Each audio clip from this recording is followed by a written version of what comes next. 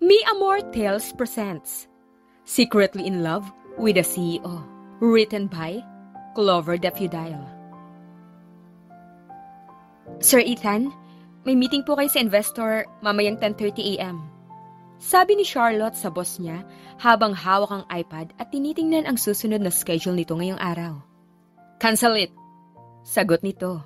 Buwang atensyon sa cellphone at tila may kachat. Sir, hindi niyo po pwedeng i-cancel yun. I said what I said. Sir, ako ang masusunod, Miss Reyes. Cancel it whether you like it or not. Malakas siyang napabuntong hininga at hindi sinasadyang naibagsak ang kamay sa mesa. Nagulat at napaharap sa kanyang lalaki. Did you just slam the table, Miss Reyes? Tanong nitong hindi makapaniwala.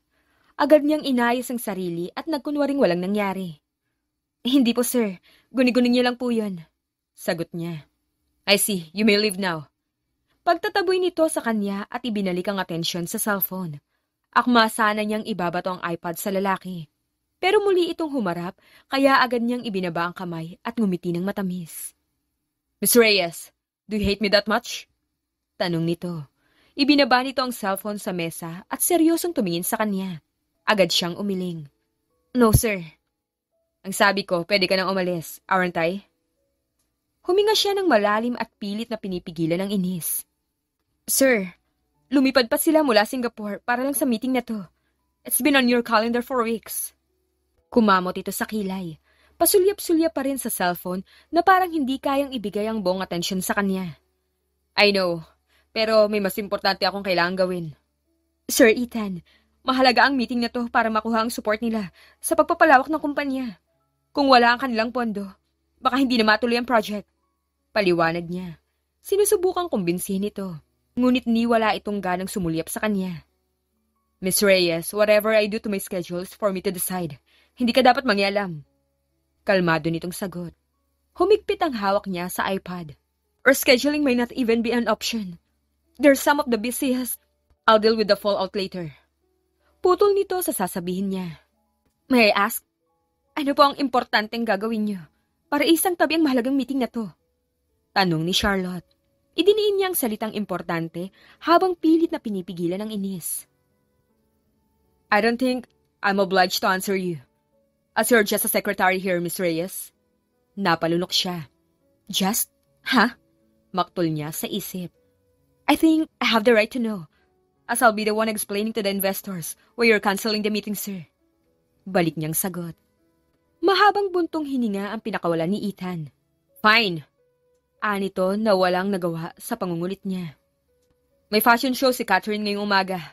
I always attend her shows to support her. Kapag hindi ako pumunta, sigurado magtatampo siya.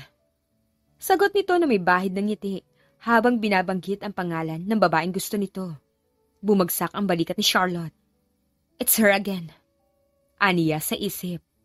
The girl is trying to woo. Handa nitong iisang tabi ang mga importanteng bagay para lang sa babaeng yun. Alam niyang wala siyang laban sa babaeng sikat, isang modelo na palaging pinagkakaguluhan ng mga tao. May pangalan at reputasyon sa industriya. Matagal na siyang in love kay Ethan Grant, mula pa nung high school. Magkabatch sila noon sa parehong paaralan. Pero malamang hindi na siya nito kilala. Pero siya, hindi kailanman nakalimot. Ang dahilan kung bakit siya nag-apply bilang secretary nito ay simple. Gusto niyang mapalapit sa lalaki. Umaasa siya na kahit sa pinaka-imposibleng paraan na baka magustuhan din siya nito balang araw. Pero matapos ang 5 taon sa trabaho, nakita niya ang bawat bahagi ng buhay nito. Ang pag-usbong ng career nito, ang heartbreak mula sa babaeng minahal noon, at ang unti-unting pagkahulog ng loob nito kay Catherine. Sa kabila ng lahat ng iyon, napansin ba siya nito kahit isang beses? Naisip man lang ba nito na maganda rin siya? Na may ibubuga rin siya? Siguro hindi. Miss Reyes, are you okay? Tanong ni Ethan nang mapansin ang bigla niyang pananahimik, kaya umayos siya ng tayo. Wala po, sir. Alis na po. Yumuko siya, saka dumiretso palabas ng opisina nito. Bumalik siya sa desk niya at agad tinawagan ang numero ng lead investor. Good morning, Mr. Tan. Simula niya. Pilit na pinapanatili ang pagiging maaliwalas ng boses. This is Charlotte, Mr. Grant's secretary. Oh, Charlotte, we're on our way to the office now. Is everything set for the meeting? Tanong ni Mr. Tan sa kabilang linya. Napapikit siya saglit. Hinanda ang sarili. Actually, sir, I regret to inform you that Mr. Grant has instructed me to cancel today's meeting due to unforeseen circumstances. Cancel? May halong gulat at inis ang boses ng lalaki. We traveled all the way here for this. It could be more important than discussing the expansion. I completely understand, sir, and I apologize on behalf of Mr. Grant. Sagot niya ng mahinahon, kahit gusto na niyang magpakawala ng sarkastikong komento. I assure you, I'll work with your team, find the earliest available schedule for our schedule. Hindi agad sumagot si Mr. Tan na halatang nagpipigil ng galit. No! Sinasayang niya ang oras ko. Kung ayaw niyo makapag-negotiate, pwede namang wag na lang ituloy. Bahagya niyang inilayo ang cellphone sa tenga.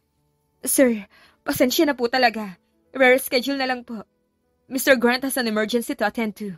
Importante po yun at hindi pwedeng ipagpabukas. Wala akong pakialam kung importante o hindi. Importante rin ang oras ko.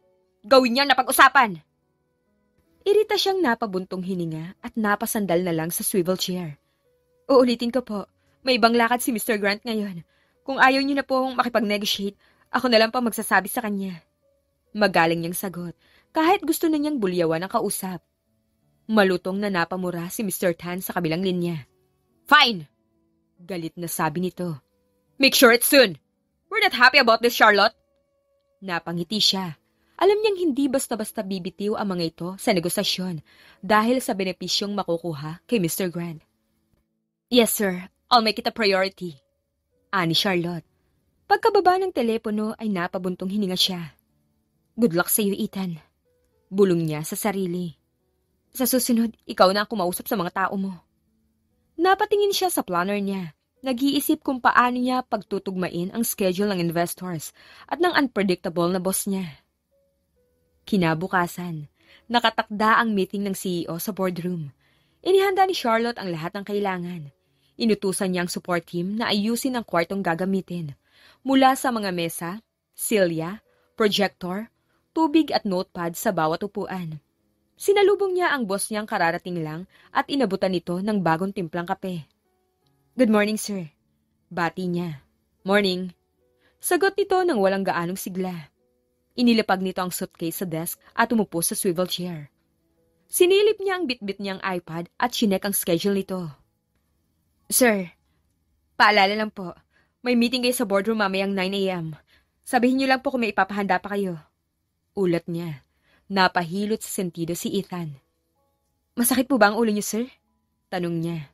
Pilit pinapanatili ang seryosong tono habang iniiwasang magmukhang nag-aalala. Yeah, I got drunk last night. Naparami ang inom ko. May hangover pa rin ako. Sagot nito. Napalakas ang palatak niya, dismayado sa pagiging alcoholic nito. Narinig yun ni Ethan. Miss Reyes, did you just hiss?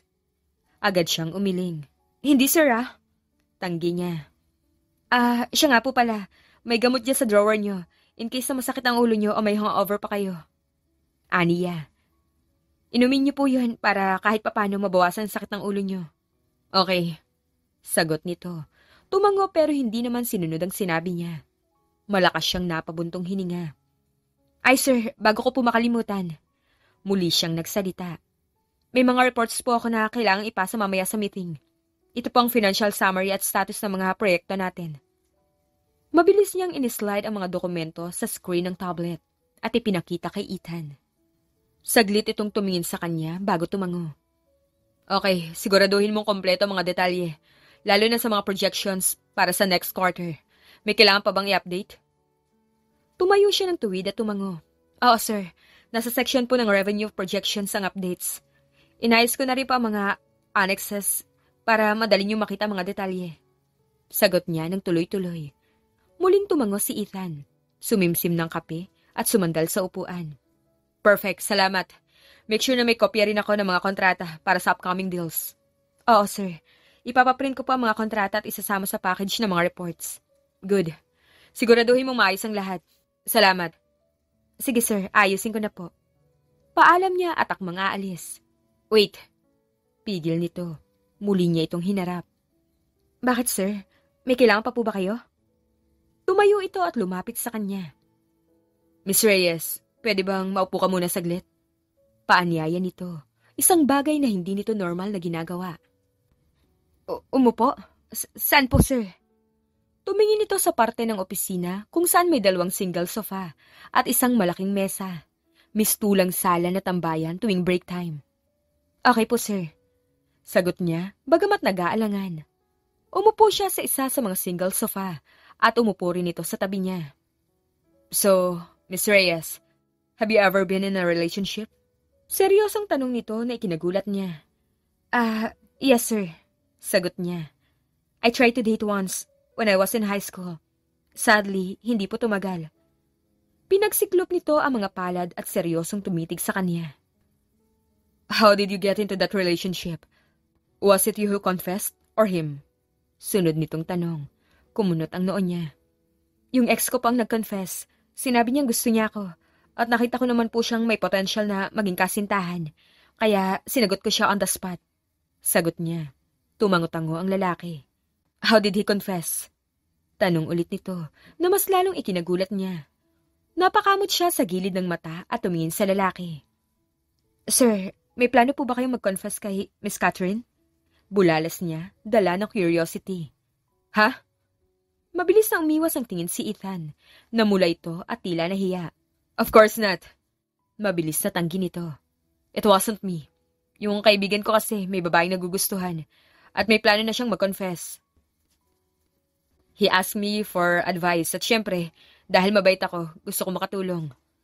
Paliwanag nito na halatang nagdadahilan lang. That's why I'm asking you. Paano ba dapat mag-confess? Hindi niya alam kung matatawa siya sa pilit nitong pagpapanggap o masasaktan dahil alam niyang handa itong mag-take ng risk para kay Catherine. Miss Reyes, are you okay? Tanong ni Ethan nang bigla siyang manahimik. Huminga siya ng malalim at hinarap ito. Madali lang naman po ang magtapat ng nararamdaman, sir. Sabi niya. Una, dapat nasa timing ka. Pwede kang mag-set up ng lugar na may magandang view. Beach, bundok, o kahit na ano sa tingin mo ang magugustuhan niya. At higit sa lahat, huminto siya at itinuro ang puso nito. Maging totoo ka lang sa nararamdaman mo. Sabihin mo kung ano talagang sinisigaw ng puso mo. Ganun lang kasimple. Tahimik na napatitig sa kanya si Ethan. Tila pinoproseso ang sinabi niya. Sir? Untang niya rito ng halos 1 minuto itong nakatitig lang sa kanya. Naiilang na siya. Sir! Mas malakas niyang sigaw. Dahilan para magulat ito at bumalik sa realidad. Tumayo ito at kinuha ang mga papeles at laptop sa desk. Thank you sa advice. Pupunta na ako sa meeting. Sabi nito at mabilis ang mga hakbang na lumabas mula sa opisina. Ihahanda ko po ang mga reports at documents. Pahabol niya bago ito tuluyang nawala sa paningin niya. Agad niyang nasapo ang dibdib. Dama ang tila nagkakarerang tibok ng puso niya. Bago pa siya lamunin ng imahinasyong may ibig sabihin sa likod ng mga titig nito, ay tumayo siya para i-print ang mga reports at dokumentong kailangan para sa meeting. Naging maayos ang takbo ng meeting. Kaliwat kanan ang bumati at nakipagkamay kay Ethan. Kasabay ng mga investors ay sabay silang lumabas mula sa boardroom. Halatang kontento ang lahat sa kinalabasan ng meeting. Maghapon ding ginugol niya ang oras sa pag-i-insert ng mga napag-usapan sa meeting sa club secretary book. Ilang oras ang lumipas nang tumunog ang desk buzzer niya. Napatingin siya sa opisina ni Ethan sa kabila ng glass wall. Nakatingin ito sa kanya at sumenyas na pumasok siya. Bumuntong hininga siya bago tumayo at pumasok sa opisina ng lalaki. Bakit po, sir? Magalang niyang tanong. Tumayo si Ethan at lumapit sa kanya. Miss Reyes, may I practice a confession with you? Ha? Umarko ang isang kilay niya. Malinaw ang narinig niya pero hindi niya agad naintindihan. Isinuksok nito ang mga kamay sa bulsa ng pantalon. As I said, may I practice a confession with you? Ulit nito. Sir, what? Bukas, bala ko nang mag-confess. And I need your help, Miss Reyes. Bumagsak ang balikat niya. Gusto niyong tulungan ko kayo sa pagko-confess? Bahagya siyang nagulat. Tumango ang lalaki na may tipid ng ngiti sa labi. Napaiwas siya ng tingin. Naisip niya kung kaya ba niyang tulungan ito. Kung ang ibig sabihin noon ay tuluyan na itong magiging pagmamayari ng iba. Miss Reyes, are you okay? Tanong nitong tila nag-aalala. Wait, are you crying? Napansin lang niya ang luhang dumaloy sa kanyang pisngi nang banggitin yun ng lalaki. Mabilis niya yung pinunasan at pilit na ngumiti. Pawis lang po yun, sir. Dahilan niya. Payag po ako. Tutulungan ko kayo mag-confess. Napangiti ng malawak si Ethan. Great. So, ngayon na po ba? Yes. Nagulat siya nang bigla nitong hawakan ang magkabilang balikat niya. So, magpapanggap akong si Catherine. Ganun po ba, sir? Paninigurado niya. Tumango ito. Yeah. Think of yourself as Catherine. Kung ikaw si Catherine, sasagutin mo ba ako? Sasagutin ba kita? Napalunok siya ng maraming beses. So, let's start? Huminga ng malalim si Ethan at seryosong tumingin sa kanya. She couldn't look away. Kung siya si Catherine, ay ganun din siguro ang magiging reaksyon niya. Gusto kita. Sabi nito, sinsero at puno ng emosyon. Bumilis ang tibok ng puso niya. Catherine. Dagdag nito habang nakapikit. Parang piniga ang puso niya. Sana ay hindi na lang nito binanggit ang pangalan. Sir, masyado po kayong kabado. Hindi po dapat nakapikit ang mga mata niyo. Aniya na nagbibigay ng constructive criticism. Dumilat ang mga mata ni Ethan. Siyang nagsabing buksan ang mata nito. Pero siya itong halos kumawala na ang puso nang magtama ang mga mata nilang dalawa. Ganun ba yun? Tanong nito. Yes, sir. Eyes can be talkative at times. Kung ano ang gustong sabihin ng puso mo, makikita yun sa mga mata mo, sa paraan ng pagtitig mo. Paliwanag niya. Tumango-tango ito. Okay. Umayos to ng tayo, binuksan nito ng todo ang mga mata. Gusto kita, Catherine! Sigaw nito. Huminga siya ng malalim. Sir, hindi niyo po kailangan sumigaw. Kailangan kalmado at malumanhim pagbanggit niyo. Importante ang tono. The way it sounds could affect the mood. Napakamot si Ethan sa kilay. Fine, again. Muli niya itong hinarap. At huwag niyo po akong hawakan sa balikat. Mahina niyang hinampas ang kamay nito. Naguguluhan naman itong napabitaw. No girl would like to be held so tightly on the shoulder while confessing. Magiging aggressive ang dating nun. Dagdag niya. Tumango ito saka humawak sa bewang niya. Gusto kita. Ulit nito, kalmado at malumalay, pero walang emosyon. Dismayado siyang napabuntong hininga. Put your words into your heart. Kailangan maramdaman niya na gusto mo talaga siya. What does that even mean? Hindi niyo ba gets? Isn't the word enough for her to know that? Kami mga babae, hindi kami basta-basta nagtitiwala. We want to make sure na genuine at totoong pinapakita ng lalaki. Hindi lang dapat sa salita, kundi sa tono, aksyon at titig mo. Mahaba niyang paliwanag. Okay, again. Gusto kita. This time, medyo malakas na at confident si Ethan. Nag-announce ka ba ng isang event, sir? What was wrong again, Miss Reyes? Ulitin niyo po. Tumikim ito bago muling nagsalita. Gusto kita, Catherine. Sobrang gusto kita. Wala pa ring emosyon. Once again, sir, kaya niyo yan.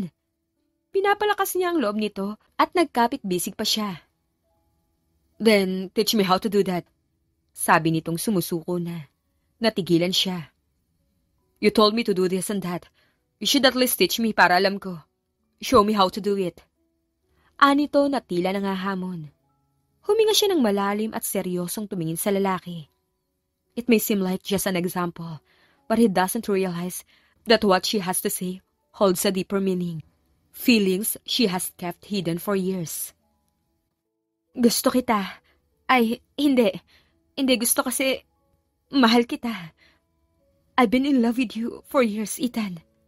Lakas loob niyang sabi. Hindi halimbawa kundi ang totoo niyang nararamdaman. Miss Reyes, are you? Ganon. Ganon magtapat ang nararamdaman. Eyes straight and let your heart speak. Sabay dugtong niya. Sa tingin ko, sir, kaya hindi mo maramdaman yung emosyon na gusto niyong i-convey. Dahil hindi naman ako si Catherine. Sa tingin ko ho, mararamdaman niya yung pagmamahal niyo sa kahit anong tono o paraan niyo sabihin yun. Paliwanag niya pa. Halos hindi na makatingin ng diretso rito. Tingin mo? Yes, sir.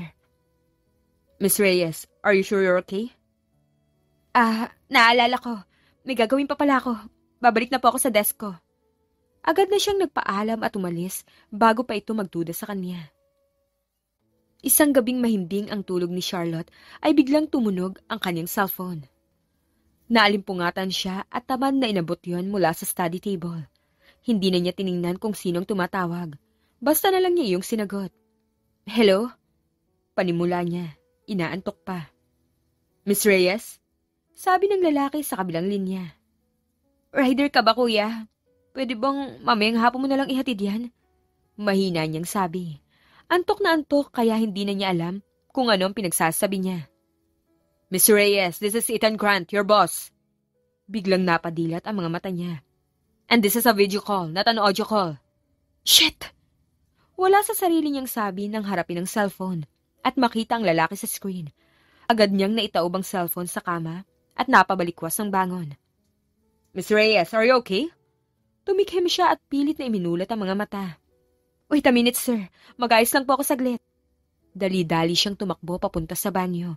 Naghilamos ang muka, nagsuklay, at itinali sa malinis na buwan ang buhok. Ano bang iniisip niya at tumawag siya ng ganitong oras? Inis niyang bulong nang pabalik na siya sa kama. Papasok naman ako ng tamang oras Kailangan pa ba talaga akong tawagan? Teka, anong oras na ba? Napatingin siya sa digital wall clock. 2:34 a.m. Nagsalubong ang mga kilay niya at mabilis na napalitan ng inis ang kanyang muka. Dinampot niya ang cellphone sa kama at muling hinarap ang lalaki. Oh, you're back. Sir, no offense po. Pero 2:34 a.m. pa lang ng umaga. Hindi dahil sekretary niyo ako, pwede niyo na ako istorbohin sa kahit anong oras niyo gusto. Magalang niyang sabi, sa paraan na hindi ito mababastos. Miss Reyes, may mga importanteng bagay lang akong kailangang itanong na hindi pwedeng ipagpabukas. Sagot nito. Hindi agad siya nakasagot. Natulala siya. Yun ang unang beses na tumawag ito sa kanyang cellphone at video call pa. Ngayon lang din niya napansin kung gaano ka-fresh looking ang ayos nito. Simpleng white shirt at bagsak ang buhok. Malayo sa trabaho kung saan lagi itong nakawax at maayos na nakataas ang buhok. Miss Reyes? Muling tawag nito dahilan upang bumalik siya sa realidad. Ano ba yon? Nauutal niyang sagot habang umuupo sa study table. I need your help. Para na naman ba yun sa babae? Hinuha niya agad sa dahilan ng pagtawag nito. Ngumiti ang lalaki. Yes. Hindi na siya nagulat. So? I'm planning a date for tomorrow. Gusto niya yung simple pero elegante ang dating. Hindi ko alam kung saan may ganung ora. Kinuha niya ang iPad sa tabi at tinignan ang schedule nito bukas. Sir, puno ang schedule niyo. We're already out of work, Miss Reyes. Let's not talk about that. Putol nito. Pero sir, Miss Reyes, tinawagan kita bilang kaibigan, hindi bilang sekretary ko. Muli nitong putol. Napabuntong hininga siya. Hindi bilang sekretary, pero Miss Reyes pa rin ang tawag mo. Sarkastiko niyang tugon. Imbis na mabastos ay ngumiti ang lalaki na sana ay hindi na lang nito ginawa. Dahil para na namang may nagkakarera sa loob ng dibdib niya. You get a point. Should I start calling you Charlotte? Ha? Napalunok siya. Charlotte. Pag-uulit nito. Hindi niya alam kung paano siya naaapektuhan sa simpleng pagtawag nito sa pangalan niya. Her heart was beating so fast. Sa sobrang bilis, ay parang kailangan niyang tumakbo sa hospital para magpa-check up. Hindi na normal yon. Okay na, fine. Tutulungan na kita. Wala siyang nagawa. Great! Lumawak ang ngiti nito. Hindi siya makapaniwala. She was really having a call with her boss. And not just a boss, but the man she secretly had feelings for. Nahawa siya sa ngiti nito, kaya agad niyang iniiwas ang tingin at itinutok ang atensyon sa iPad. A simple but elegant place to have a date. Bulong niya habang itiniti pa ang sinabi, saka pinindot ang enter. Maraming lumabas sa mga suhestyon. Kung rooftop restaurant kaya? Mungkahi niya. Pwede kayong mag-dinner sa ilalim ng mga bituin. May mga soft lighting doon. Tapos may city view pa. Pwede rin sa The Nest, sa Alabang, o kaya sa Nino Fusion Cuisine sa QC. Suwabe ang mga places doon. Hindi OA pero classy. Napahawak ito sa baba at napaisip. Pass. Mabilis siyang lamigin. Perfect yun, kasi pwede mong ibigay sa kanyang jacket mo. Ginawa ko na yun pero tinanggihan niya. Bakit naman? Tanong niya ng may halong kuryosidad. Nagkibit balikat ito. Ewan, baka ayaw niya lang talaga. Napatakip siya ng bibig at lihim na natawa. Are you laughing? Tanong nito, mukhang hindi naman na-offend. Agad siyang umiling. Hindi ka type ni Miss Catherine? Hindi niya napigilan ang offensive na tanong. Hey! Napasigaw ito. Biro lang, okay. Next. Binasa niya ang kasunod na suhestyon sa Google. Oh, ayos din ang picnic sa park. Ayala Triangle Gardens kaya.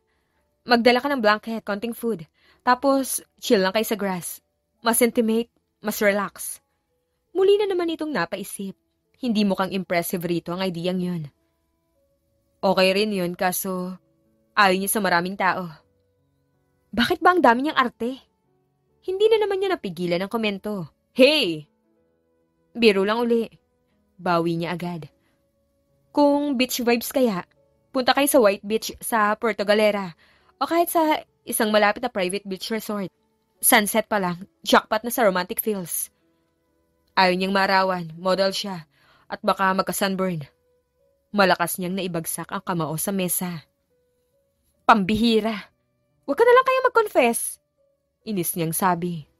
Mahabang napabuntong hininga ang lalaki. Sumandal to sa upuan at miski ito ay na-frustrate na rin sa pagbuo ng idea dahil sa dami ng kailangang i-consider. Ikaw ba, sir? Siguro naman may idea ka kung anong lugar ang gusto at pwede niyang puntahan. Actually, meron. Umalis ito sa pagkakasandal at may kinuha sa mesa.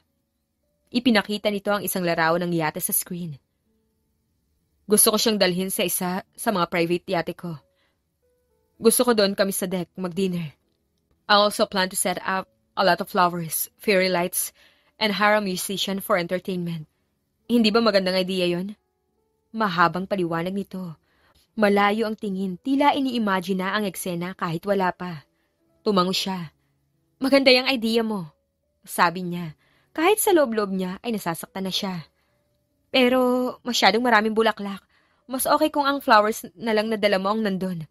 Sabi mo nga, she likes simplicity and elegance. Ikaw? Tanong nito kaya naguluhan siya. Ha?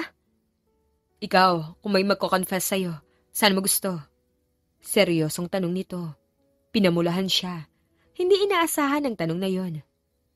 Simple lang din naman ang gusto ko. Since mahilig ako sa dagat, siguro kahit saan basta may dagat.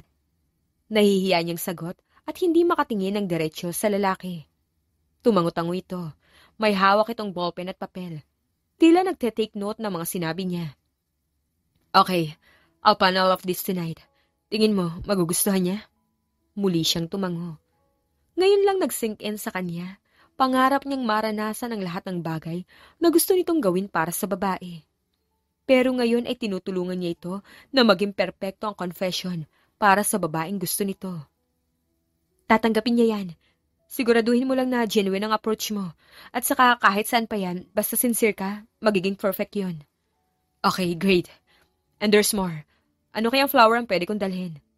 Napahawak ito sa baba. Siya naman ay mabilis ang kilos ng mga daliri sa pagsasearch sa Google. Lumabas ang ilang suggestion. Kasama ang mga larawan ng iba't ibang bulaklak. Oh, ito. Napangiti siya nang may makita. I think red roses are the best choice. Magandang meaning nito. It symbolizes love, passion, and romance. Bagay na bagay para makonvey mo yung nararamdaman mo through flowers. Tumango-tango ito, tanda ng pagsang-ayon sa idea. Okay, it's decided. He snapped his fingers. Ngumiti at tila ini-imagine na ang magiging setup kinabukasan. Ikaw, anong flower ang gusto mo? Biglang tanong nito. Nagulat na naman siya sa hindi inaasahang tanong. Bakit? Bibigyan mo ako ng bulaklak? Biro niya. You want flowers? Bakit? Para saan ba? Bakit mo ako tinatanong ng ganyan? Kunwaring inis niyang tanong. Wala lang, for reference. Just in case na hindi magustuhan ni Catherine ng red roses na ibibigay ko.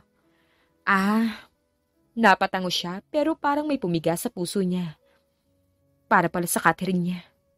Aniya sa isip. Gusto ko ng tulips. Sagot niya rito. Okay. Naglista ito sa papel habang nakangiti. Masaya at bakas ang excitement sa plano nitong gawin. Bigla niyang naalala kung gaano kahigpit ang schedule nito para gumawa pa ng sorpresa sa araw na yon. Sir, puno ang schedule. I'm going to hang up now. See you tomorrow, Miss Reyes. Sir, kumaway pa ito bago pinatay ang tawag. Hindi man lang pinakinggan ang gusto niyang sabihin. Irita siyang napabuntong hininga at bumalik na lang sa pagtulog. Kinabukasan ay maaga siyang nagising. Hindi siya sigurado kung ano ba ang dapat maramdaman niya. Para sa kanya, ang pagmamahal ay ang maging masaya sa tagumpay at kasiyahan ng taong iniibig. Pero kung ibig sabihin nun ay masasaktan siya habang nakikita itong masaya sa piling ng iba, parang hindi niya yata kaya. Ngayong araw ay magko-confess ito sa taong mahal nito. Pilit niyang itinatago ang bigat sa puso para hindi makaapekto sa trabaho. Gayunpaman ay paulit-ulit niyang tinawagan si Ethan at minessage ito para ipaalala ang mga gagawin sa araw na yon. Gusto niya itong pigilan pero paano? Charlotte, okay ka lang? Tanong ng katrabaho niya nang pumasok ito sa pantry para magtimpla ng kape. Ha? Napatingin siya. Saka lang napansin na kanina pa pala siya tulala at huminto na ang kamay sa hinahalong kape para sa boss. Kanina ka pa tulala dyan. Hinahanap na ni Sir Ethan ang kape niya. Umangat ang tingin niya nang marinig ang pangalan ng boss. Sige. Dadalhin ko na to sa kanya. Paalam niya rito. Maingat pero mabilis ang mga hakbang niya papunta sa opisina ng boss. Dumadagundong sa bilis ang tibok ng puso niya. Good morning, sir. Bati niya nang makita itong ayos na ayos. Morning. Ito na po ang kape niyo, sir. Inilapag niya ang kape sa harap nito.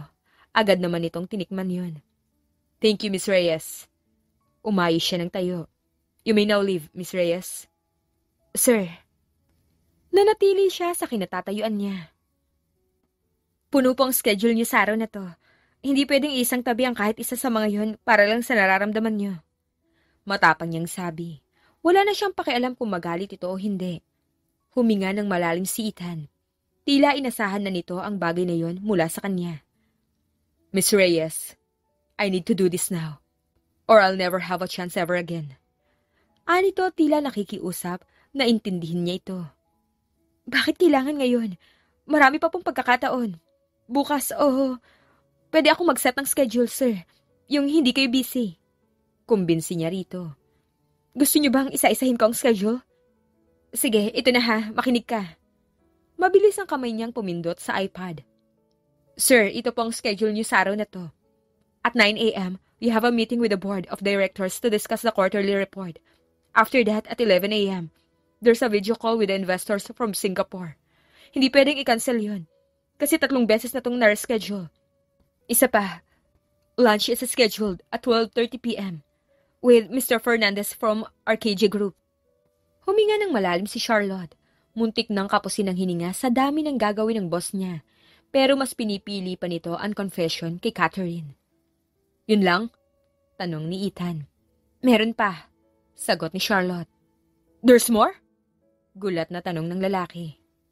At 2 p.m., you'll be reviewing the final design presentation from the marketing team. By 4 p.m., you need to sign the contracts for the new suppliers. And finally, at 6 p.m., you have dinner reservations at Bella Vista with Miss Carter. Teka! Tumaas ang boses ni Ethan. Bakit ako magkakaroon ng dinner kasama babaeng yun? Napabuga ng hangin si Charlotte at hindi makapaniwala sa reaksyon ni Ethan. Mukhang nakalimutan nito ang mahalagang bagay na yun. Nakalimutan niyo na po ba, sir? May lupa kayong gustong bilhin mula sa property niya. Ayaw niyang ibenta, kaya makikipag-dinner kayo para i-convince siya at bigyan ng magandang deal. Mahabang paliwanag niya. Oh, right, I forgot. Sagot ni Ethan, nasapong noo. Masyadong occupied ang utak ko, pasensya na. So, hindi niyo na po ba... I still need to go with the confession. Putol nito sa kanya. Malakas siyang napatanong. Bakit? Wala na siyang naisip na ibang paraan para pigilan ito. Nakatanggap siya ng offer. Isang exclusive contract sa Milan. Halos 1 taon din siya ron. It's a good deal, kaya siguradong tatanggapin niya. Sabi ni Ethan habang lugmok na lugmok ang muka. Bumagsak ang mga balikat niya. Naghalo ang frustration at simpatsya ni Charlotte para kay Ethan. By 6 p.m. ang oras ng pagkikita namin. Dagdag pa nito. Okay, sagot ni Charlotte. Tumango na lang siya dahil wala na siyang magagawa.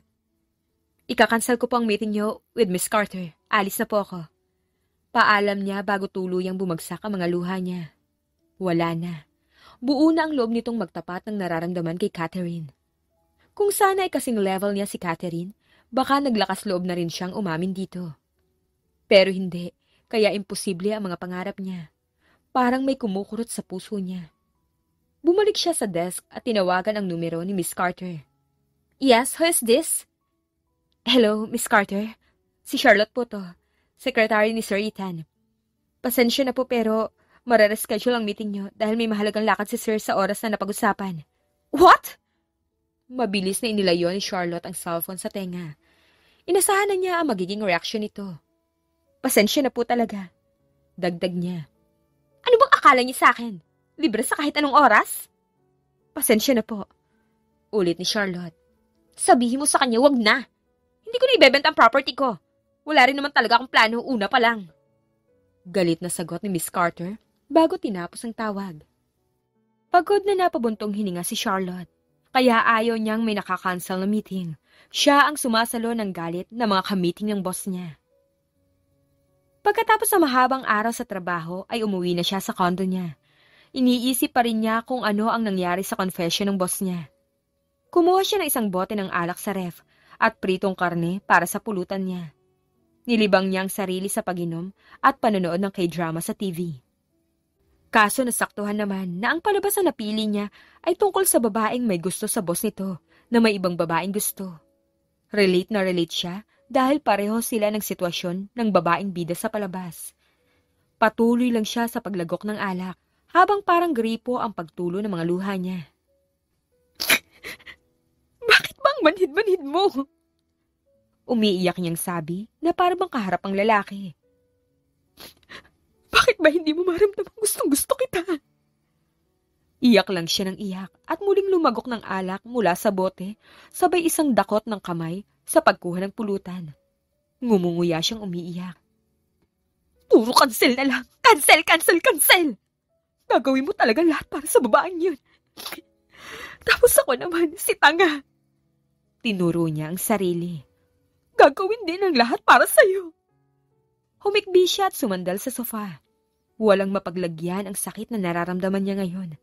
Dinukot niya ang cellphone sa bulsa ng shorts at wala sa sariling tinawagan ng boss. Tinapat niya ang cellphone sa tenga. Hello, Miss Reyes? Napatawag ka. Ikaw ba yan, Ethan? Napatawag ka. Ha? Ikaw ang tumawag. Teka, are you okay? Lasing ka ba? Pagak siyang natawa. Hindi ako lasing. Ano ka ba? Kumusta ang confession mo? Kaya na ba? Matagal bago sumagot ang lalaki. Sa tingin ko, hindi pala talaga siya para sa akin. Anong hindi? Bagay na bagay nga kayo. Wala naman talaga akong planong mag-confess. Sagot ng lalaki. Pumikit-pikit ang mga mata niya sa sobrang lasing at antok. I told her that I used to like her, but eventually, those feelings faded. Siguro dahil there's someone who has actually had my heart for a long time. Ano bang sinasabi mo? Mahina niyang sabi, halos bulong na lang. Wala naman talaga akong planong i-date siya. Kinikita ko lang siya dahil yun ang gusto ni Mom. Yung mga plano kong surprise, gift, date and everything that I did for her, it meant nothing. Ha? Aniya na pilit nilalabanan ng antok. Pinaasa mo lang ba siya? Masama yun. Masama yun. Nope. She actually has someone she likes. Tuluyan nang pumikit ang mga mata niya. Miss Reyes. Charlotte. Sumeryoso ang boses nito. Gusto kita. Nakatulog na siya bago pa marinig ang huling sinabi nito. Kinabukasan ay masakit ang ulo niya dahil sa hangover. Wala siyang ibang maalala kundi tinawagan niya si Ethan. Oh my God! Anong ginawa ko? Inis niyang naisubsob ang muka sa unan. Nakakahiya! Halos mangyak-ngyak siya. Late na siya sa trabaho pero hindi siya nag-abalang magmadali. Pagdating sa kumpanya ay halos hindi siya makatingin ng diretso kay Ethan. Sir, tungkol po kay Miss Carter. Sinabi po niya na hindi na niya itutuloy ang pakikipag-negotiate sa inyo. Wala po siyang planong ibenta ang property. Report niya, trying hard not to meet his gaze. I see. Naiintindihan ko. Bumaling sa laptop, tila taranta at may gustong sabihin. Tumawag ka ng ahente. At mag-request ng lupang mabibili na kagaya ng property ni Miss Carter. Open view at malawak, okay? Utos nito, hindi rin makatingin ng diretso sa kanya. Okay po, sir. Noted po. Alis na po ako. Paalam niya. Atat na siyang umalis sa harap nito. Pipihitin niya pa lang ang seradura ng pinto nang tawagin siya ng lalaki. Charlotte! Sir? Nagtataka siyang napaharap. Hindi niya alam kung paano magre-react sa pagtawag nito sa pangalan niya. Dapat ba siyang kiligin o kabahan? Last night. Yung babae. Umayos siya ng tayo. Bagamat kinakabahan ay matapang niyang hinarap ito. Sir, sorry po talaga. Yumuko siya ng sobrang baba. Hindi ko po sinasadya na istorbohin kayo sa date niyo. Kung may nasabi man po akong hindi maganda. Huminto siya saglit at nagdalawang isip kung dapat bang magpatuloy. Willing po akong mag-resign. What? Malakas na sabi ni Ethan. Napatayo pa ito at tila hindi matanggap ang sinabi niya. Wait, so wala kang maalala sa napag-usapan natin kagabi? Nagtatakang tanong nito. Tumango siya. Ang naalala ko lang po, tinawagan kita. The rest, hindi ko po alam kung ano yung mga sinabi ko. Alalahanin mo. Anitong galit at naguutos. She was taken aback.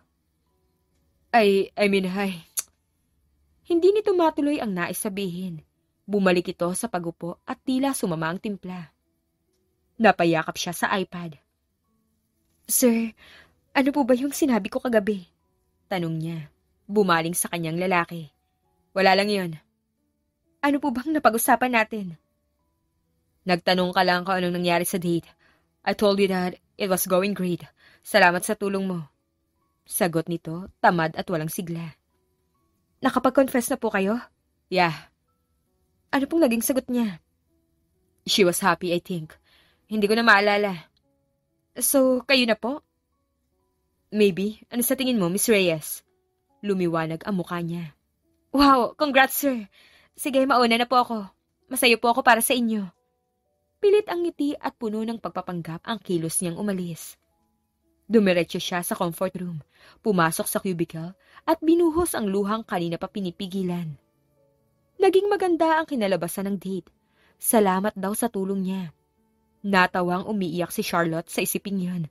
Kung alam lang ng boss niya kung gaano niya kagustong isabotahe ang plano nitong pag-confess. Matapos niyang umiyak, ay niretouch niya ang makeup niya para hindi halatang kagagaling lang sa pag-iyak. Bumaling siya sa desk niya. Habang busy sa pag-check ng mga lote online, ay sinulipan niya ang lalaki mula sa glass wall nito. May kausap ito sa cellphone. Nakangiti at paminsan-minsan ay tumatawa. Biglang dumako ang tingin nito sa pwesto niya at tila ba naramdaman ang paninipat niya. Agad siyang umiwas ang tingin at binalik ang paningin sa ginagawa. Kausap siguro nito si Catherine. Malamang ay may masayang pinag-uusapan ng dalawa. Sobrang pinipiga ang puso niya. Kung araw-araw niyang makikita ang ganong eksena, ay baka hindi niya kayanin. Hindi niya na itinuloy ang paghanap ng lote. Pumunta siya sa WPS at gumawa ng resignation letter at agad yung pinrint. Matapos ang oras ng trabaho ay pumunta siya sa opisina ng boss at inilapag ang resignation letter sa desk nito. Nang mabasa ni Ethan ang nilalaman ng sulat, ay tumingin ito sa kanya na parang hindi ito makapaniwala. Anong ibig sabihin nito? Lumunok siya at huminga ng malalim upang humugot ng lakas ng loob. Matagal ko na pong planong mag-resign at ngayon sigurado na ako. Umiling ang lalaki, tila ayaw tanggapin ang mga narinig mula sa kanya. No, you can't just live like this, Charlotte. Hindi nito napigilan ang pagtaas ng boses. Humigpit ang hawak niya sa handbag niya. Sir, Halos 5 taon na ako nagtatrabaho bilang sekretary niyo. It was a good experience. Masasabi kong sobra akong nag-enjoy at dadalhin ko ang mga alaala ng mga taon na yon hanggang sa pag-alis ko. Nasapo ni Ethan ang noo. Why? Why do you have to leave? Nagsusumamo ang mga tingin nito. Pinilit niyang hindi magpadala. Kapag ganun ang tingin nito sa kanya, ay baka mabawi pa niya ang resignation niya. Sir, bakit? Napatayo na ito. Hindi ba sapat ang ipinapasweldo ko sa'yo? Binubuli ka ba ng mga coworkers mo? Ayaw mo ba sa work environment mo? Maraming beses siyang umiling. Wala akong problema sa sweldo. Maayos din ang pakikitungo ng mga coworkers ko. Maganda ang work environment. Masaya, nagtutulungan. Walang plastikan at maayos mo kaming tinatratong lahat. Mahaba niyang paliwanag. Pero matapang siyang tumingin sa mga mata ng lalaki. Ayoko pong habang buhay na mastak sa ganito araw-araw na pamumuhay. Malaki ang mundo. Maraming pwedeng pasukan trabaho. Maraming pwedeng puntahan. At marami pa ako makikilala. Dagdag niya. Ayaw niyang mag-stuck sa isang one-sided love. Yun ang gusto niyang sabihin at ipaalam dito kung gaano niya ito kamahal. Pero hindi na dapat. At ayaw niyang makagulo sa relasyon nito kay Catherine. Pwede ka naman mag-ask ng leave. Mag-day off ka. Or sick leave. Maraming pwedeng paraan kung napapagod ka. Anitong pilit siyang pinipigilang umalis. I'm sorry, pero buo na pong desisyon ko. Charlotte. Sir, pigil niya sa gusto pang sabihin nito. Sana po ay maintindihan niyo ang kahilingan ko. Gusto ko na pong mag-resign. Bumukas sara ang bibig ng lalaki na parang hindi mawari kung anong dapat sabihin. Sa huli ay bumagsak ito paupo sa swivel chair. Okay. Anito saka nagbuntong hininga habang tinititigan ang resignation letter niya. Kung ito talaga ang gusto mo, I have no means to stop you. Tinupi nito ang papel saka yun ipinasok sa bulsa ng suit nito. Pero hindi ka pa pwedeng umalis hanggat wala ako nahahanap na bagong sekretary. Dagdag nito. Tumayo ito at binitbit ang mga gamit bago muli siyang hinarap. Miss Reyes, pasensya na. Pero hindi kita bibitawan ng ganun lang kadali. Huling sabi nito bago siya nilampasan at malalaki ang hakbang na umalis. Natulala na lang siya sa pintong nilabasan nito. Anong ibig niyang sabihin? Tanong niya sa sarili. Napailing na lang siya at umalis na rin. Once na na-approve ang resignation letter niya, ay tuluyan na siyang aalis. Wala siyang planong mag-back out. Hindi niya lang maiwasang malungkot. Posibleng hindi na sila magkita pa. She wanted to at least be still updated on his life. Kapag may bagong sekretary na, plan niyang mag-take ng mahabang bakasyon, magpakasaya at kumilala ng iba. Ang gamot lang sa pusong nasawi ay makalimot at kumilala ng bago. Sanang ganun yun kadali. Aniya sa sarili. Kinabukasan ay pumasok siya sa trabaho na para bang okay lang ang lahat at walang nangyaring sagutan sa pagitan nila ng boss niya. Ginawa niya ang kanyang trabaho, tulad ng karaniwan, at pumasok sa opisina ng lalaki na dala ang iPad. Sir, may nahanap na po ako magandang property. Aniya. Iniabot niya ang iPad dito upang ipakita ang litrato ng lupang nakita online. Tumango-tango ito at mukhang nagustuhan naman yon. Nakausap ko na po ang ahente. Maluwag pong schedule niyo ngayon at anumang oras, pwede niyong puntahan para personal na makita. Sabi niya pa. Ibinalik nito ang iPad sa kanya. Puntahan natin ngayon. Sabi nito. Tumayo ito at isinuot ang hinubad na coat na isinabit nito sa likod ng swivel chair. Tumayo siya. Okay, sir. Let's go. Nauna itong lumabas kaya sumunod siya. Madalas kasi sa tuwing may pinupuntahan ito ay kasama siya. Agad silang pumunta sa lupang bibilhin at namangha siya sa ganda nun. Open field, maluwag, malago ang mga puno sa paligid at maganda ang view kung saan natatanaw ang mga bundok at patag na sakahan mula sa malayo. Nasa mataas na bahagi kasi ang pwesto, kaya parang paraiso sa ganda ang ibabang bahagi. Did you like it? Tanong ni Ethan. Tumingin siya rito na may malawak na ngiti sa labi. Sobrang ganda. Sayang lang kung tatayuan mo to ng malaking building o factory. Bala ko tong tayuan ng pangarap kong bahay. Bagyan ng laki ang mga mata ni Charlotte. Bahay? Di ba may bahay ka na? Ngumiti ng tipid ang lalaki. Bahay kung saan bubuo ako ng masayang pamilya. Parang kuminang pa ang mga mata nito habang ini-imagine ang masayang pamilyang sinasabi nito. Bumagsak ang balikat niya. Pamilya. Magandang idea yun, sir. Pilit niyang tinago ang pait sa boses, saka umiwas ang tingin. Siguradong magugustuhan to ni Catherine kapag ipinakita mo sa kanya. Dagdag niya pa habang nakatingin sa malayo. She will not. Mabilis sa sagot nito.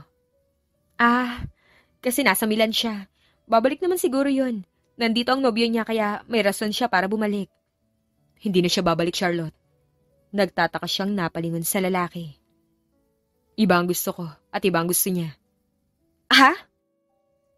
Balik na tayo sa company. Yaya nito at nauna nang umalis. Teka, anong ibig mong sabihin?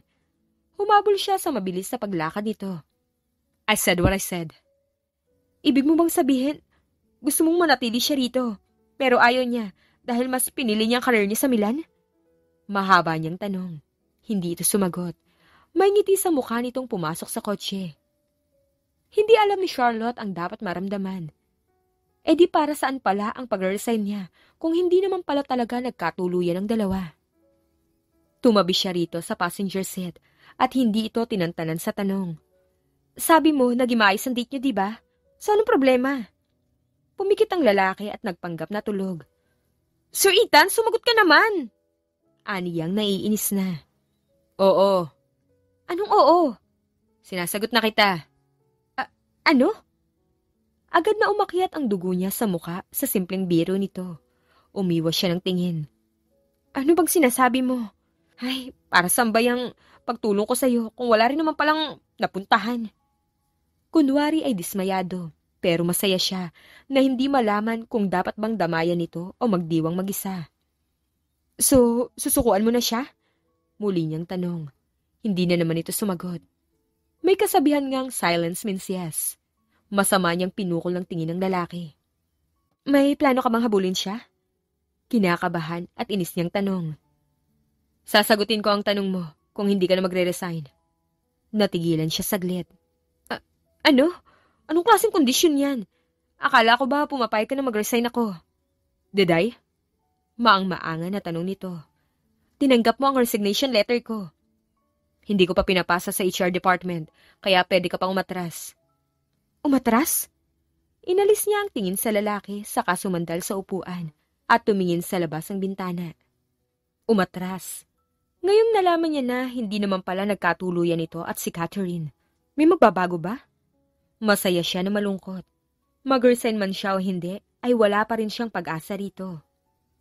Lumipas sa mga araw, wala pa siyang narinig na balita na naghahanap ng bagong secretary si Ethan. Hindi niya tuloy alam kung kailan siya tuluyang makakaalis sa kumpanya. Bahala na. Gagawin niya ang lahat para makalaya na sa pag-ibig na talo siya umpisa pa lang. 345 pesos po lahat, sabi ng cashier. Nasa isang convenience store siya ngayon na madadaanan pa uwi. Inabot niya ang bayad at kinuha na ang plastic na pinaglagyan ng mga binili niya. Palabas na siya nang makasalubong niya ang katrabaho niya sa kumpanya. Uy! Sabay silang napaturo sa isa't isa. Miss Charlotte! Masayang tawag ni Arnold. Ikaw pala, Arnold. Anong ginagawa mo rito? Napakamot ito sa ulo na animoy nahihiya. Bibili lang ng makakain. Ito kasi ang malapit sa kumpanya. Plano ko sanang mag-overnight. Gusto mo tulungan kita? Alok niya. Naku, hindi na, Miss Charlotte. Kaya ko na po yun. Salamat sa alok niyo. Uwi ka na ba? Tumango siya. Bahagyang itinaas ang nakaplastik na binili. Oo, may binili lang ako saglit. Naglalakad ka lang pa uwi? Malapit lang bang bahay mo? Tanong pa nito. Medyo malayo pero kaya ko namang lakarin. Malalim na ang gabi, Miss Charlotte. Hindi ka ba susunduin ng boyfriend mo? Usisa pa nito. Wala naman akong boyfriend. Di nga. Gulat na gulat ito at tila hindi makapaniwala. Sa ganda mong yan, wala kang boyfriend? Dagdag nito. Nailang siya nang pagmasdan siya nito mula ulo hanggang paa. Natawa siya pero hindi natutuwa. Wala pa naman sa isip ko yun. Lumipat ang tingin niya sa likod ni Arnold nang makita si Ethan sa pinto. Sir Ethan? Gulat niyang tawag dito. Agad na tumabi si Arnold at hinarap ang boss. Ay boss, kayo po pala. Nagsalubong ang kilay ni Ethan. Nagpalipat-lipat ang tingin nito sa kanilang dalawa ni Arnold. Huminto ang tingin nito kay Arnold. You still haven't done half of your work and yet you're here, flirting with my secretary? Diniin nito ang huling katagang sinabi. Bagyang nanlaki ang mga mata niya. Boss, sorry. Nagkasalubong lang po kami. Napayo ko si Arnold. I don't care. Bilhin mo na ako ng bibilhin mo at bumalik ka na sa trabaho. Yes, boss. Sorry po talaga. Hiyang-hiya itong tumingin sa kanya bago kumuha ng basket para simulan ang pamimili ng bibilhin. Bumaling ang tingin niya kay Ethan. Sige. Mauna na po ako sa inyo, Sir Ethan. Lumabas na siya pero humabol ito. Wait. I still want to talk to you. Napalabi siya at nagtataka itong hinarap. Bakit po? May importante po ba kayong sasabihin? Hindi pa rin ako kumbinsido sa rason mo kung bakit gusto mong mag-resign. I feel like... Huminto ito, lumunok, at direktang tumingin sa kanya. I feel like may mas malalim kang dahilan para umalis. Sir, was it because of me? Hindi ba ako naging maayos na boss? Umiling siya ng maraming beses. Hindi ganon. Hindi ko maintindihan. Halos 5 taon ka nang naninilbihan sa kumpanya. And I just can't imagine the company without you, Charlotte. Umawang ang bibig niya at hindi makapaniwala sa huling sinabi nito. Dapat ba siyang maging masaya? Was it only because she's a good secretary for him? Gusto ko lang ng bagong environment, ng bagong face sa buhay ko. May nag-offer ba sa'yo ng magandang posisyon? Ng mas malaking sweldo? Muli siyang umiling. Then why? Give me a valid reason why. Sigaw nito. Napapikit siya. Huminga ng malalim at pilit na kinalmang sarili. Nang dumilat siya ay bumungad ang nagsusumamo at malungkot na tingin ng lalaki. Hindi rin kita maintindihan. Bakit mo ba ako pinipigilan? Hindi na niya napigilang sigawan ito. Charlotte, umamo ang mukha nito. Ikaw ang rason kung bakit gusto ko na mag-resign. Bahagyang nalaki ang mga mata ni Ethan sa narinig. Dinuro niya to. Kung hindi lang naman dahil sa'yo, wala mang ibang kumpanyang inaplayan ko. Ikaw eh. Noon pa lang, simula nung high school pa tayo, hanggang ngayon gustong-gusto kita. Tuluyan niyang pag-amin dito. Bumakas ang gulat sa mga mata ng lalaki at hindi ito nakapagsalita. Oo, Ethan, gusto kita. Simula high school pa lang tayo. Malamang hindi mo ako kilala noong mga panahong yun. Ikaw ang palaging sentro ng atensyon. Ang palaging buwan-buwang iba-ibang babaeng dinedate. Hindi ko alam kung ano nagustuhan ko sa'yo eh. Na kung bakit pati ngayong matatanda na tayo, nakakapit pa rin ako sa nararamdaman ko. Dinuro niya ang puso niya. Umiyak siya. Hindi mo alam kung gaano kasakit sa akin. Na makita ka mahulog sa ibang babae. Na maski ang lugar at bulaklak na plano mo para sa ninyo, itatanong mo pa sa akin. Tinutulungan pa kita at binibigyan pa kita ng advice na para bang it was your first time to date that girl. Selos na selos ako, Ethan! Mahaba niyang sabi, puno ng hinanakit. Wala siyang planong sabihin ang mga yon, pero nadala siya ng emosyon. Ngayon ay mukhang mapapaaga ang alis niya sa kumpanya. Sino ba namang boss ang gugustuhin makasalamuha pa ang isang sekretaryang may gusto rito? I-reject mo na ako. Mas okay yun para madali ako makamove on. Pagkatapos alis ako ng tahimik at arte na parang walang nangyari. Seryoso niyang sabi. Lumapit sa kanyang lalaki. Yumuko rin agad, natatawa at napapailing. Agad na umakyat ang inis sa sistema niya. Tingin mo nakakatawa to? Hindi ako nagbibiro. Gusto nga kita! Nag-angat ito ng tingin. I heard it loud and clear. Masaya lang ako kasi pareho pala tayo. Ah? Bahagyan ng laki ang mga mata niya. Pareho? Anong pareho? Seryoso itong tumingin sa mga mata niya. Gusto rin kita, Charlotte. Napaatras siya para siyang nabingi. Nagduda siya kung tama ba ang narinig o guni-guni niya lang. Ano? Pakiulit nga sinabi mo? Ang sabi ko, gusto kita! Sigaw nito. Napatingin ang mga tao sa kanila. Nagsigawan at tila mas nauna pang kiligin kaysa sa kanya. Napatakip siya ng bibig sa kanapailing at hindi pa rin makapaniwala. Kailangan ko pa bang isigaw ulit? Tanong nito. Paano? Paano gusto mo ko, di ba? Si Catherine ang gusto mo? Tanong niya, bigla siyang naguluhan. Gusto ni Mama si Catherine. Si Mama rin ang nagplano ng mga lakad namin. Lahat ng ginawa ko para sa kanya ay dahil sa kagustuhan ni Mama. Ano? Dahil sa Mama mo? Teka, hindi ko pa rin maintindihan eh. You seem in love whenever you talk about her. Sabi mo pa nga, magko-confess ka, di ba? Sunod-sunod niyang sabi. Did I really look like that? Oo. Mabilis niyang sagot. Mukha ka pa ngang tipong gagawin ng lahat para sa kanya eh. Napangiti ito at parang may naalala. Katulad ko, hindi mo rin napansin kung gaano kita kagusto. Mukha akong in love nun dahil ikaw ang kausap ko. Ha? Ginawa ko lang excuse si Catherine para may rason akong mas mapalapit sa'yo. Naluha siya. Hindi pa rin siya makapaniwala sa mga naririnig. Nananaginip ba siya? Parang masyadong maganda para maging totoo. Pero sabi mo magko-confess ka. She still refused to believe it. She recalled the days how much she felt frustrated at the idea of him dating her. Nagpasa pa siya ng resignation letter dahil doon, pero hindi naman pala totoo. Actually, that was the day that I decided to cut off my ties with her. Sinabi ko sa kanyang totoo na may iba akong gusto. At ikaw yan. Paliwanag nito. Pero masasaktan siya. I told you, iba ang gusto ko at iba ang gusto niya. Ang ibig bang sabihin nun, may ibang taong gusto si Catherine? Tiba rin ang gusto mo? Tanong niya. Mabagal na tumango si Ethan. Yes, nasa Milan ang gusto niya at nasa harap ko naman ang gusto ko. Oh my God! Natawa na lang siya sa pinaghalong pagkatuliro at tuwa sa puso. Charlotte Reyes. Tawag nito sa buong pangalan niya. Tumingin siya rito habang kinakabahan. I like you so damn much. Ever since the day you joined my company. The day you walk into my office. The day you introduce yourself with a smile on that pretty face. Seryosang sabi nitong puno ng sinseridad.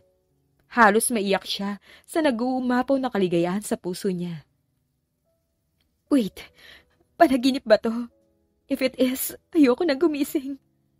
Umiiyak niyang sabi. Halos hindi siya makatingin ng diretsyo sa lalaki. Hindi pa dapat ako aamin eh. May sinetap akong date to perfectly confess to you. Naghahanap lang ako ng tamang timing.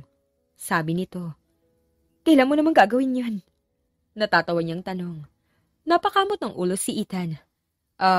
Maybe tomorrow? Hindi nito siguradong sagot. Remember when I asked you the good place to confess? Tapos yung flower.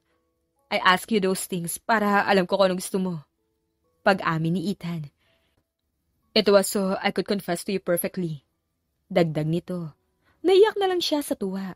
Kung alam niya lang, baka sinabi niyang sa ibang bansa at baka doon talaga siya dalhin nito. Pero kahit saan pa ito mag-confess, sa tabi ng kalsada o doon sa tapat ng convenience store, wala naman siyang pakialam. Ang mahalaga sa kanya ngayon ay ang totoong nararamdaman nito. Ang tagal mo na pala akong gusto. Dapat umamin ka na, matagal na. Hinintay mo pa ako mag-resign. Panunumbat niya rito sa kabila ng kaligayahan. Natawa ang lalaki. Ikaw nga rin eh. Hindi ko alam nung high school mo pa pala ako gusto. Umakto siyang pupunasan ang basang pisngi nang unahan siya nito. Tinuyo nito ang pisngi niya gamit ang mga palad nito. Huwag ka nang umiyak. Baka isipin nilang inaaway kita. Malambing na sabi nito. Masaya ako. Mag-resign na dapat ako eh. Papayagan kitang mag-resign basta pakasalan mo ko. Ano? Nanlaki ang mga mata niya. Pabirong hinampas ang lalaki. Sira? Kasalagad? Tayo na ba? Lumungkot ang mukha nito. Ay, hindi pa ba tayo? Pero ayos lang. Agad ding naging kampante ang itsura nito. Liligawan kita, okay lang ba? Joke lang, tayo na. Agad niyang bawi. Ang tagal-tagal ko nang hinintay ito. Matanda na tayo para sa mga ganyang face. Sayang, sana pala nakilala na kita nung high school pa lang tayo. Siguro wala ka naging boyfriend that time. Napaisip siya tumiling. Meron, isa. Sinabi ko na yun sa'yo, diba? Isa? Gano'ng katagal? 3 taon? During that time, may gusto ka na sa akin? Tumango siya. Alam ko naman kasing wala akong pag-asa sa'yo eh. At isa pa, akala ko kapag nakipagrelasyon ako, mawawala ang feelings ko sa'yo. Pero mas lumalim pala. The more na pinipigilan, the more na tumitindi at umuusbong. Basta, Gustong-gusto kita, Ethan. So, tayo na talaga? Maraming beses siyang tumango. Napasuntok sa hangin si Ethan. Yes! Malakas itong sigaw. Kami na! Hinawakan nito ang kamay niya at pinagsiklop ang mga palad nila. Maraming nakasaksi at naghihiyawan. Masaya at nagdidiwang din ang mga ito para sa kanila. Natawa na lang silang dalawa dahil tila naging isang show o eksena sa isang palabas na sinushoot ang aminan nila. Hindi nagtagal ay dinala ni Ethan si Charlotte sa isang exclusive yacht na pag-aari nito. May mga soft lights, kitang-kita ang mga kumikinang na bituin. Sa gitna ay nakaset up ang mesa na may mga masasarap na pagkain at wine. Flowers for my beautiful girlfriend. Inabot ni Ethan ang kumpol ng pink tulips sa kanya. Nakangiti niyang tinanggap ang bulaklak. Dati ay imahinasyon niya lang ang nararanasan ng ganon. Pero ngayon, kaharap niya si Ethan at totoo ang lahat sa paningin niya. Sobrang saya ko, Ethan. Gusto ko ng 5 anak. Biro niya sa sobrang saya. Natawa ito, pero bakas ang pagsang-ayon.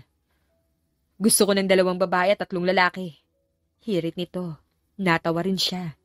Nagbibiro lang ako, sinakyan mo agad. Ayaw mo ng anak? Gusto, pero agad-agad? Doon din naman ang punta natin. Kinikilig siyang napangiti. Siya nga pala, hindi na ako mag-resign. Ay, salamat naman. Hindi ko kakayanin na makitang nagtatrabaho ka sa ibang kumpanya. Ngumiti ito ng malawak. Mahigpit na hawak nito ang kamay niya habang nakatanaw sila sa dagat. Bakit? Takot ka na may makita kang mas poging boss? Hala, imposible yan.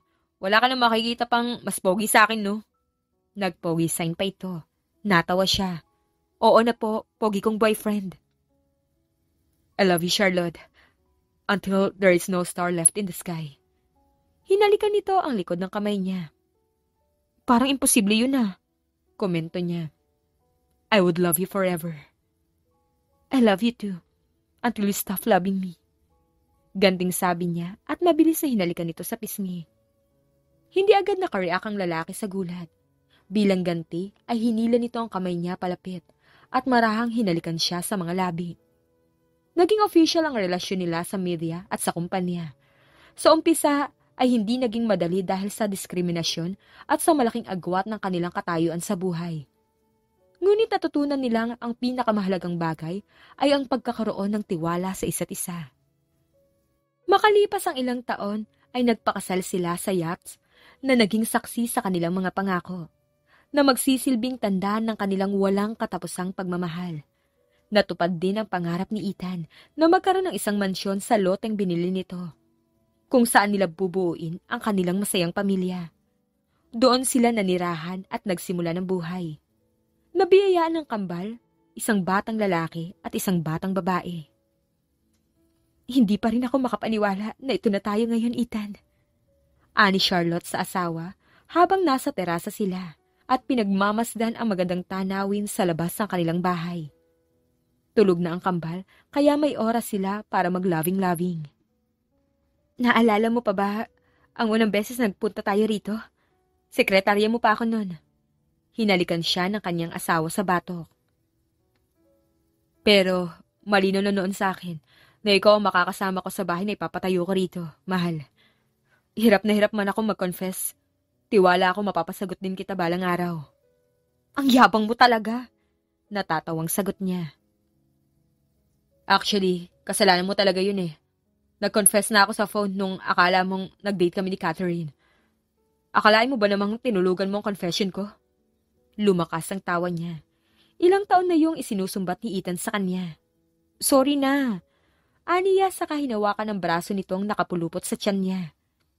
Naglasing lang naman din ako nun dahil akala ko talaga kayo na ni Catherine. Imposible yun. Naging imposible nang magmahal ako ng iba mula nang makilala kita. Anito na hinalikan naman siya sa sentido. Napangiti si Charlotte at nanalangin na sana ay wala nang katapusan ng eksenang yun. Sana ay palagi lang silang masaya. Hindi pa siya naging ganun kakontento sa buong buhay niya. Linya ko dapat yan eh. Nag-boyfriend ka kahit gusto mo ko. Sumbat na naman ito sa kanya. Pero nag-apply akong secretary mo para makasama ka. And I'm glad you did. Thanks for coming back to me, Charlotte. Humarap siya sa asawa at hinalikan ito sa labi. Habang tinititigan niya ito, ay hindi niya maiwasang isipin kung gaano siya kaswerte. Guwapo na, mabait na at mayaman pa ang lalaking inilaan sa kanya. At higit sa lahat, ito ang first at true love niya. Sino ang nagsabing masama ang mangarap? Si Ethan nga, parang matayog na bituin, pero nasungkit niya. The end. Kung nagustuhan niyo ang aming istorya, huwag kalimutang mag-like at subscribe. Salamat sa pakikinig, mag-iingat po tayong palagi at naway lagi tayong pagpalain. Hanggang sa susunod.